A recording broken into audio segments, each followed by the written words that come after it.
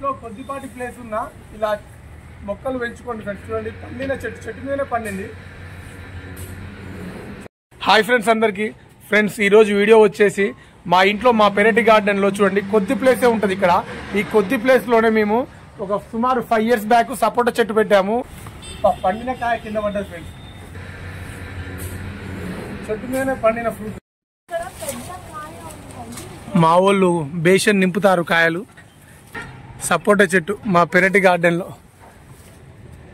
ఎటు చూసినా కాతే ఉంది పుష్కలంగా. ప్లేస్ ఉన్న ఇలా పండ్ల మొక్కలు పెట్టుకోండి. పండ్ల మొక్కలు ఒక్కటి ఉందనుకోండి, వారం వారం ఇట్లా ఆర్గానిక్గా మనం ఎటువంటి కెమికల్ ఎరువులు వేయం కదా, ఎక్స్ట్రాడినరీగా ఉంటాయి. మా ఇంట్లో చూడండి సపోటా చెట్టు ఎంత హెల్దీగా ఉందో.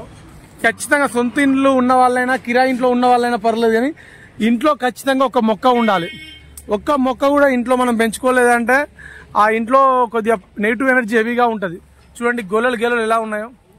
మీరు చూస్తుంది సపోటా చెట్టు మా పెరటి గార్డెన్లో. చూడండి ఎంత అంటే అంత న్యాచురల్గా చెట్ల మీద పండిన కాయలు కూడా ఉన్నాయి దీంట్లోనే, కింద రాలి పడతాయి.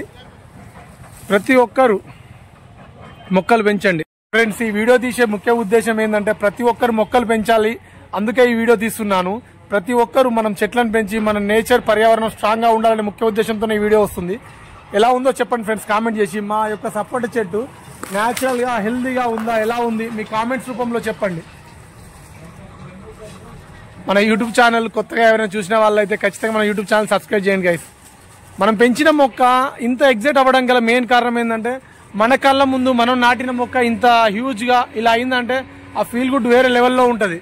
1 kg సపోటా అంటేనే మనం ఎంతో ఫీల్ అవుతాం మంచి సపోటా తెచ్చుకుంటే ఇంట్లో. అలాంటిది మన ఇంట్లోనే ఇలా క్వింటా కాస్తే ఆ ఫీల్ గుడ్ వేరే లెవెల్ ఉంటుంది.